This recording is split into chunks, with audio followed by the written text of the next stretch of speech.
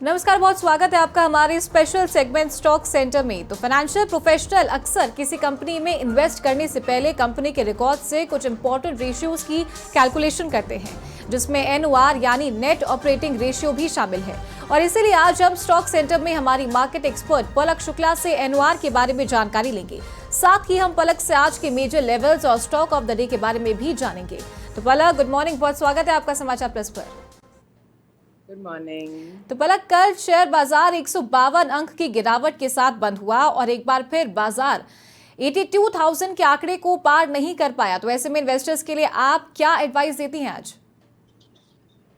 देखिए, अब जैसे मैंने बताया कि अभी काफ़ी स्विंग सिचुएशन मार्केट में चल रही है। किसी दिन मार्केट अच्छी रिकवरी दिखा रहा है तो नेक्स्ट डे मार्केट स्लिप होकर वापस से अपने बेस लेवल को तोड़ता हुआ बंद कर रहा है। तो अभी भी ये प्रोसेस कंटिन्यूएशन में है। अभी हम ये नहीं कह सकते कि हाँ, इसने अपने सारे लेवल्स को क्रॉस करते हुए एक स्टेबिलिटी बना ली है। जब स्टेबिलिटी मार्केट में नहीं आएगी, हमें ये स्विंग्स देखने को मिलते रहेंगे। तो जब ये स्विंग्स मार्केट में चलते हैं तो उस टाइम पर ट्रेडर्स और इन्वेस्टर्स को अपने टारगेट्स को मार्क करके चलना चाहिए कि हमें पर डे या पर वीक या पर 3-4 दिन में इतना मनी आप लोगों को प्रॉफिट बुक करके निकल जाना चाहिए।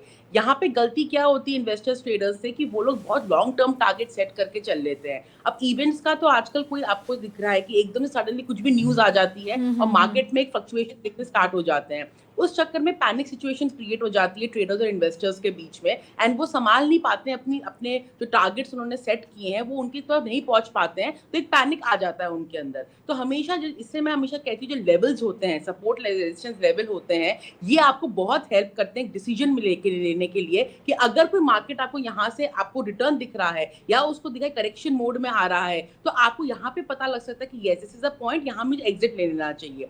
मार्केट में सही टाइमिंग पे एग्जिट होना बहुत जरूरी है क्योंकि ये आपके प्रॉफिट को काफी इफेक्ट कर सकता है। तो अगर हम कल की क्लोजिंग के लिए देखते हैं तो कल निफ्टी भी करीबन एक स्लिप होकर क्लोजिंग ली थी। हालांकि शुरुआत मार्केट बहुत अच्छी लेता है, एकदम बाउंस लेता है, पर जाते जाते मार्केट में हमेशा करेक्शन देखने को मिलता है। तो अगर हम आज की बात करें तो आज थोड़ा सा मार्केट अगेन स्विंग पोजीशन में है।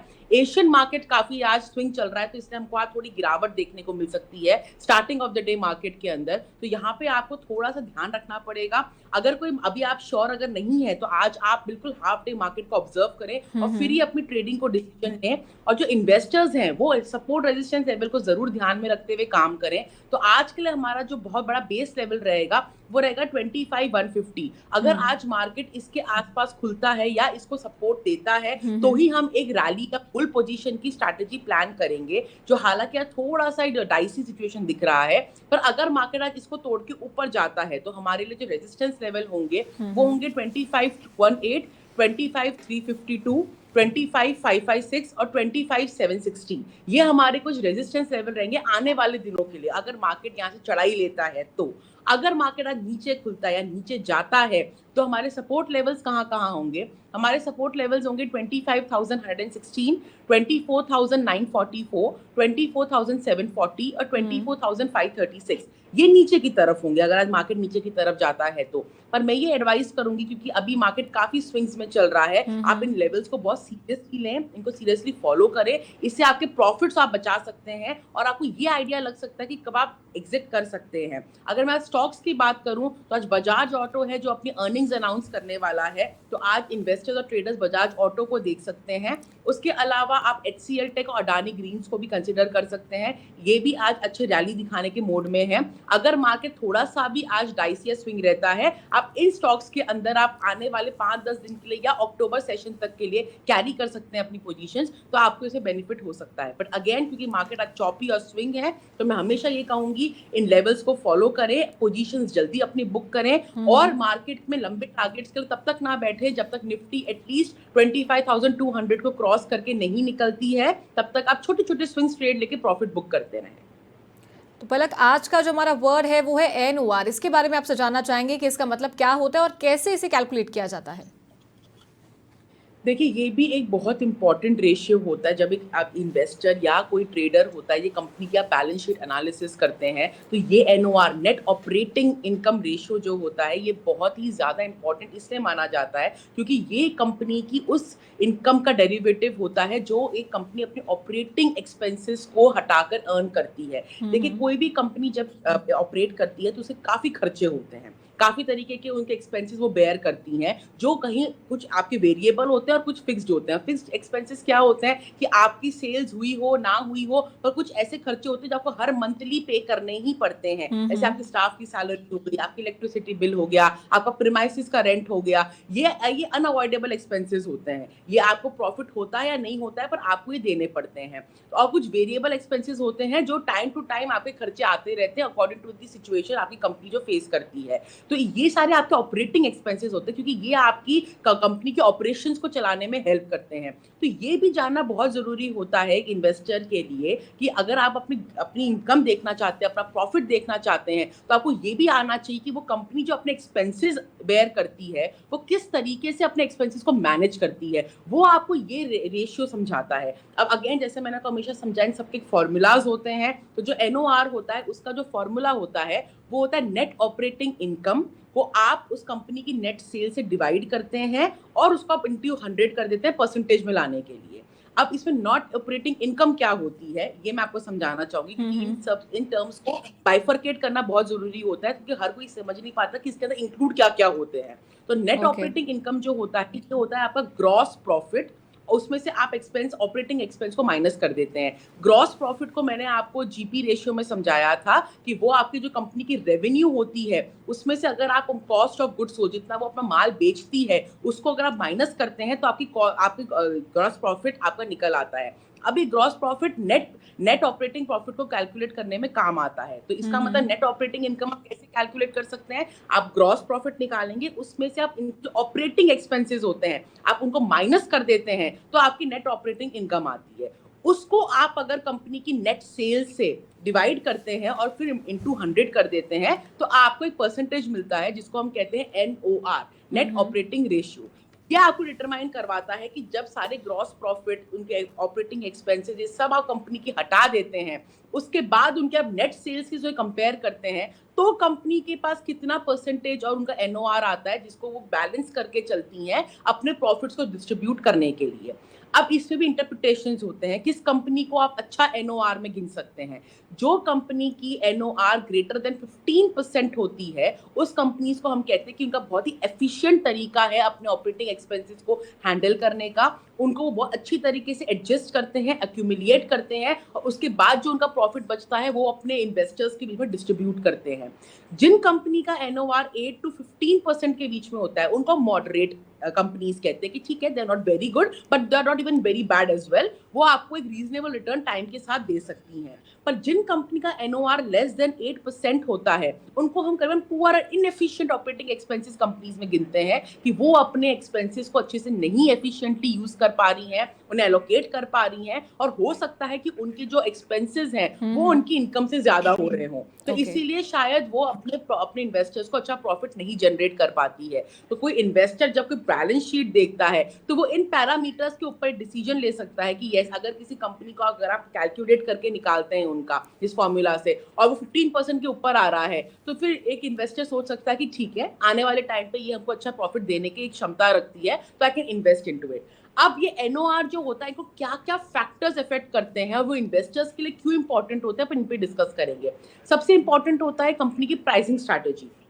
अगर एक कंपनी की प्राइसिंग स्ट्रैटेजी बहुत अच्छी तरीके से होती है, अगर वो गुड मैन्युफैक्चरिंग कंपनी है या कोई गुड सर्विस या सर्विसेज देने वाली कंपनी है, अगर वो अपनी प्राइसिंग को बहुत अच्छे से मैनेज करती है, तो ऑब्वियसली बात है वो अपने एक्सपेंसेस को भी उसी तरीके से मैनिपुलेट करके रिड्यूस डाउन कर सकती हैं, क्योंकि प्राइसिंग सारा आपका पूरा गेम डिसाइड करता है कि आप उसमें कितना ऑपरेटिंग एक्सपेंसेस इंक्लूड करना चाहते हैं, लेबर कॉस्ट इंक्लूड करना चाहते हैं, डिस्ट्रीब्यूशन कॉस्ट कितना आप इसमें इंक्लूड करना चाहते हैं। तो अगर किसी कंपनी की प्राइसिंग स्ट्रैटेजी इस तरीके से वो डिफाइन करती है कि कम से कम उसका कॉस्टिंग हो उसमें, और वो ज्यादा रिटर्न उससे जनरेट कर सके उसको सेल करके, तो वो इंपॉर्टेंट इसलिए होता है क्योंकि सीधा वो आपके एनओआर पे इफेक्ट करेगा। आपके ऑपरेटिंग एक्सपेंसेस कम हो जाएंगे तो ऑब्वियसली आपके लिए प्रॉफिट ज्यादा बढ़ेगा इन्वेस्टर्स के लिए, और प्रॉफिट ज्यादा बढ़ेगा तो आपको डिस्ट्रीब्यूट ज्यादा प्रॉफिट होगा, तो आपने जो पैसा लगाया है उसके ऊपर आपके पास इन्वेस्टिंग में काफी पैसा आएगा। तो प्राइसिंग स्ट्रैटेजी बहुत इंपॉर्टेंट होती है इन्वेस्टर के लिए भी देखने के लिए कि वो कंपनी कैसे भी प्राइसिंग डिसाइड करती है। सेकेंड होता है कॉस्ट स्ट्रक्चर। कॉस्ट स्ट्रक्चर मैं इसलिए बात करती हूँ हमेशा क्योंकि एक कंपनी जब एक बहुत साइंटिफिकली अपनी प्रोडक्टिंग की कॉस्ट करती है, उसमें वही ऑपरेटिंग एक्सपेंसेस को खास में ध्यान रखती है, क्योंकि क्योंकि ये ऐसे एक्सपेंसेस होते हैं अगर आप उनमें ना ध्यान रखें या आप थोड़ा केयरलेसनेस करें तो टाइम के साथ ये आपके पर प्रोडक्ट के ऊपर इंक्रीज हो सकती है। और किसी भी कंपनी के लिए ऑपरेटिंग एक्सपेंसेस इंक्रीज होने का मतलब होता है खर्चा इंक्रीज होना, और खर्चा इंक्रीज होने का मतलब होगा कि आपकी इनकम कम हो जाती है, आपको ज्यादा एक्सपेंसेस देने पड़ते हैं सामने वाले को, और इनडायरेक्टली वो इन्वेस्टर्स के प्रॉफिट के ऊपर इंपैक्ट करता है क्योंकि वो कंपनी कम प्रॉफिट जनरेट करेगी और कई बार लॉस में भी चली जाती हैं। तो कॉस्ट स्ट्रक्चर बहुत इंपॉर्टेंट होता है कि इन्वेस्टर्स के लिए पॉइंट ऑफ व्यू देखने के लिए कि वो कंपनी कैसे अपने प्रोडक्ट के ऊपर कॉस्टिंग देखती है, and not only first time पर with increase of the time क्या वो अपनी कॉस्ट स्ट्रक्चर को मेंटेन कर पा रही है। क्योंकि बहुत कंपनीज हमने ऐसे देखी स्टार्टिंग में बहुत अच्छा परफॉर्म करती हैं पर लेटर स्टेजेस पे उनका प्रॉफिट काफी डिक्लाइन होने लग जाता है। क्यों? क्योंकि वो अपनी कॉस्टिंग को मैनेज नहीं कर पाती हैं टाइम के साथ, कंपटीशन के साथ। तो ये बहुत बड़ा इंपॉर्टेंट होता है एक इन्वेस्टर को देखने के लिए भी कि कितनी कंसिस्टेंटली उनका कॉस्ट स्ट्रक्चर चल रहा है। फिर थर्ड इंपॉर्टेंट आता है ऑपरेटिंग एफिशिएंसी। ऑपरेटिंग एफिशिएंसी इतना इसलिए इंपॉर्टेंट होता है क्योंकि ये आपको एक्सपेंसेस को कैसे आप डिवाइड करते हैं। आपके एक्सपेंसेस होंगे, कोई भी कंपनी होगी ऐसा तो होगा नहीं कि उसके एक्सपेंसेस होंगे नहीं, पर उसको आप कितनी एफिशिएंटली आप उसे मैनेज करते हैं। एक डिवीजन ऑफ आपके जो आपके ऑपरेटिंग एक्सपेंसेस होते हैं वो बहुत मायने रखते हैं कंपनी के स्ट्रक्चर को डिफाइन करने के लिए। क्योंकि अगर आप अपने डिस्ट्रीब्यूट नहीं कर पाते अपने एक्सपेंसेस को प्रॉपर्ली तो कहीं किसी जगह पे ऐसा होता है कि आपको बहुत ज्यादा एक्सपेंस इनकर हो जाता है एंड इनडायरेक्टली ये सारा का सारा आपके प्रॉफिट के ऊपर इम्पैक्ट देता है और वो इन्वेस्टर्स के लिए थोड़ा सा कंसर्निंग हो जाता है क्योंकि वो इस प्रॉफिट के लिए ही आपकी कंपनी में इन्वेस्ट कर रहे हैं। अगर वो कंपनी आपके लिए प्रॉफिट जनरेट ही नहीं कर पा रही है तो वो कैसे डिसाइड कर सकते हैं कि हाँ ये हमें आगे रिटर्न देंगी जाके। तो उसका मैं एक छोटा एग्जांपल आपको लेके देती हूँ कि आप कैसे डिसाइड कर सकते हैं। सपोजिटली आप किसी कंपनी की बैलेंस शीट को देख रहे हैं और वहां पे आप देख रहे हैं किसी कंपनी की सेल्स है 100 रुपीज, उनका ग्रॉस प्रॉफिट आया है 25 रुपए, उनकी जो ऑपरेटिंग एक्सपेंसेस है वो आई है 15 रुपए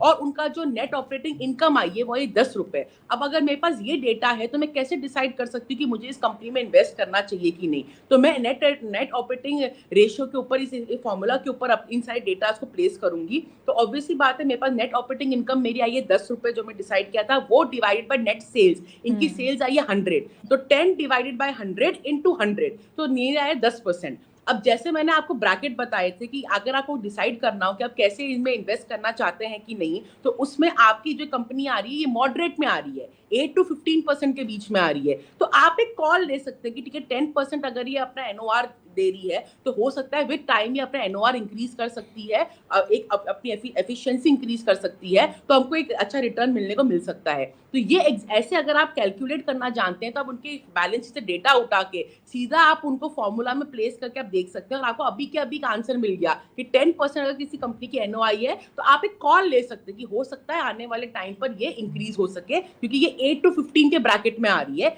जो एक मॉडरेट एनओआर की जनरेशन होती है। यही अगर एनओआर लेस देन 8% आता तो इंस्टेंटली एक इन्वेस्टर ये डिसाइड कर सकता था कि नहीं मुझे इस कंपनी में नहीं इन्वेस्ट करना क्योंकि इसकी एनओआर इनएफिशिएंट है, इसके एक्सपेंसेस ज्यादा हैं, ये मैनेज नहीं कर सकती अपनी एक्सपेंसेस, तो मुझे यहाँ पे नहीं लेना है। और अगर ये 15% के ऊपर आता तो आप इंस्टेंटली अपना मनी उसमें इन्वेस्ट कर सकते थे। तो ये जो आपके फॉर्मूलाज होते हैं, जो ब्रैकेट्स होते हैं, ये आपको कितना हेल्प करते हैं कि इन्वेस्टर को गलत डिसीजंस को अवॉइड करने में और सही डिसीजन को इंप्रेट करने में। तो ये बेसिकली ऑपरेटिंग एक्सपेंस का एक छोटा सा